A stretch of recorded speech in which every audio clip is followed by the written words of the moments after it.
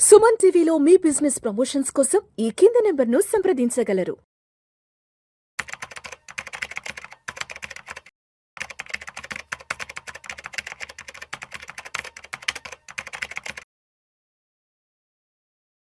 నమస్తే మాధవిరెడ్డి గారు. నమస్తే అండి.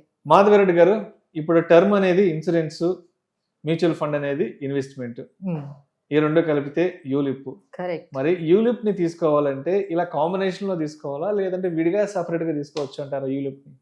మార్కెట్ లో అయితే పెద్దగా డిఫరెన్స్ లేకుండా చేస్తారండి. అంటే చాలా మందికి అసలు యూలిపే మ్యూచువల్ ఫండ్ అని చెప్పేసి అమ్మేస్తూ ఉన్నారు. సో మీరు చెప్పినట్టుగా అది చాలా, అంటే ఆ డిఫరెన్స్ అనేది చాలా తక్కువ ఉంది. అవి కూడా యూనిట్సే వస్తాయి మీకు. యూలిప్ లో మీరు ఇన్వెస్ట్ చేసినా మీకు యూనిట్స్ వస్తాయి, అలానే మ్యూచువల్ ఫండ్ లో ఇన్వెస్ట్ చేసినా మీకు యూనిట్స్ వస్తాయి. సో యూనిట్స్ సేమ్ అని చెప్పి చాలా మంది యూలిప్ నే మ్యూచువల్ ఫండ్ లా కూడా అమ్మేస్తూ ఉన్నారు. But there is a huge difference అండి. నేను ఒక ఎగ్జాంపుల్ తో మీకు చెప్పడానికి ట్రై చేస్తాను. సో ఫస్ట్ ఎక్కడెక్కడ మనకి డిఫరెన్సెస్ ఉన్నాయో చూద్దాము. సో ఇక్కడ యూలిప్ లో ఒక పర్సన్, అది 5 years లాక్-ఇన్ పీరియడ్ ఉంటుందండి జనరల్ గా. సో 5 years మీరు కట్టాలి యూలిప్స్ లో. సో ఈ పర్సన్ 1 lakh rupees కడుతూ వెళ్తూ ఉన్నారు. సో వాళ్ళు ఏం చెప్పారు అంటే, మీరు 1 lakh కట్టారు కాబట్టి మీకు లైఫ్ కవర్ 10 lakhs ఇస్తామని చెప్పారు. 10 times of the premium paid. So ఆయన ఇయర్లీ 1 lakh కట్టాలి, అలానే 5 years కట్టాలి. సో మీకు ఎంత వచ్చింది? 10 lakh లైఫ్ కవర్ వచ్చింది. కానీ ఇన్వెస్ట్మెంట్ ఈ 1 lakh పూర్తిగా వెళ్ళదు కదండి, ఎందుకంటే లైఫ్ కవర్ కి కొంత పోతుంది. మార్టాలిటీ ఛార్జెస్ ఉంటాయి, ఎఫ్ఎంసి ఛార్జెస్ ఉంటాయి, అడ్మిన్ ఛార్జెస్ ఉంటాయి, ఎలకేషన్ ఛార్జెస్ అన్నీ ఉంటాయి యూలిప్ లో. ఈ ఛార్జెస్ అన్నీ పోగా, అంటే ఈ life cover, mortality, allocation charges ఇవన్నీ పోగా ఎంత వరకు ఆయన ఇన్వెస్ట్మెంట్ కు వెళ్తుంది అనేది చాలా బిగ్గెస్ట్ క్వశ్చన్ అండి. సో దీన్ని ఇలా మనం కానీ చేసుకుని వెళ్తే మనకు కవర్ 10 lakhs వచ్చింది. అలానే కన్జర్వేటివ్ గానే మనం చూసుకున్నట్లయితే నార్మల్ రిటర్న్సే మనం ఎక్స్పెక్ట్ చేసాం, ఎందుకంటే చాలా వరకు ఎక్స్పెన్సెస్ పోగా పూర్తిగా ఇన్వెస్ట్మెంట్ లోకి వెళ్ళడం లేదు కాబట్టి.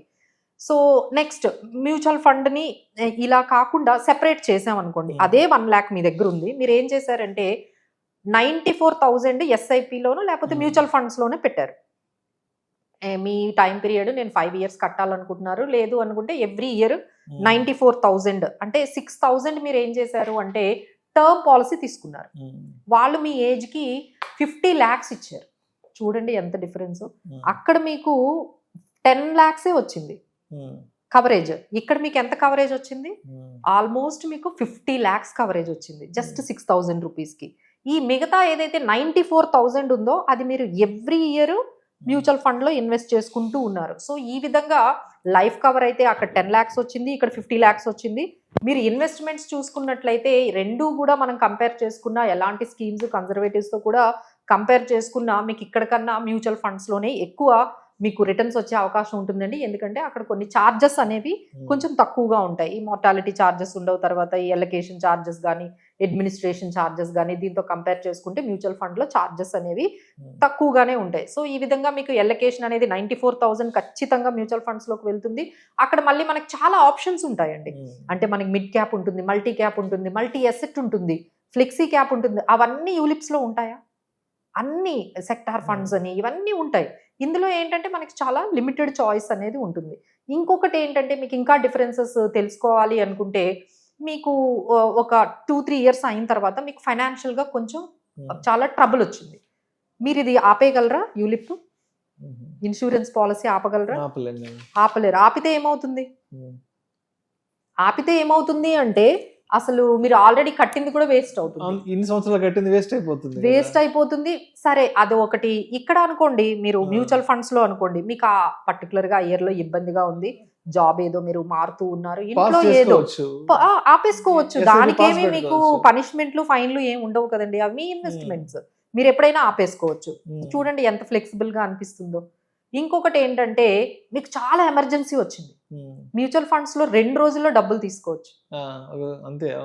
రెండే 2 రోజుల్లో 2 రోజుల్లో మీకు ఎమర్జెన్సీగా ఒక 50,000 కావాల్సి వచ్చింది, ఇంట్లో ఒక మెడికల్ ఎమర్జెన్సీ వచ్చింది, ఇంకేదైనా ఎమర్జెన్సీ వచ్చింది, మ్యూచువల్ ఫండ్స్ లో తీసుకోవచ్చు కదా. బట్ ఇక్కడ తీసుకోవడం కుదురుతుందా? ఎట్టి పరిస్థితుల్లో మీరు ఒక్కసారి యూలిప్కి వెళ్ళిన తర్వాత 5 సంవత్సరాల ముందు తీసుకోవడానికి లేదు. You have to wait till 5 years వరకు ఆగాలి. సో మీకు ఎగ్జిట్ రూట్ అనేది ఇక్కడ ఎంత ట్రబుల్సమ్ గా ఉంది, ఇక్కడ ఎగ్జిట్ అనేది ఎంత ఈజీగా ఉంది. అలానే ఇక్కడ మీకు ఏదైనా ఇబ్బందులు వస్తే ఆపేస్తే మీకు పెనాల్టీలు అవన్నీ, లేకపోతే మీకు ఆ లైఫ్ కవర్ కూడా ఉండదండి, ఎందుకంటే మీరు ఆపేశారు కదా, అంతే కదా, ఈ లైఫ్ కవర్ కూడా పోతుందండి. అక్కడ లైఫ్ కవర్ పోతుంది, ఎందుకంటే ఇక్కడ అనుకోండి మీరు 6,000 కదా, ఇబ్బంది లేదు, కట్టేస్తారు. ఇక్కడ 1 lakh కడితేనే లైఫ్ కవర్ వస్తుంది.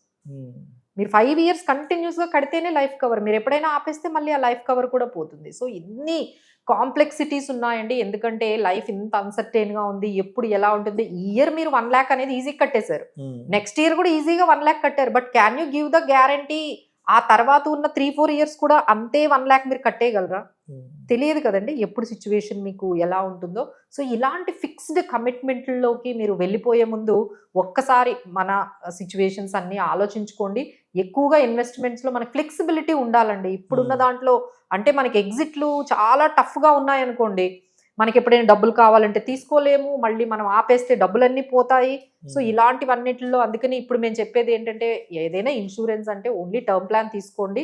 మిగతా ఇన్వెస్ట్మెంట్స్ అన్నీ కూడా మీకు ఇలాంటి ఎగ్జిట్ సిచ్యువేషన్స్, ఇలాంటి ఫ్లెక్సిబిలిటీ ఫిక్స్డ్ సిచ్యువేషన్స్ లోని పెట్టే అలాంటి అంటే మీకు నచ్చకపోయినా ఇంకా కంటిన్యూ చేయాలి కదండి.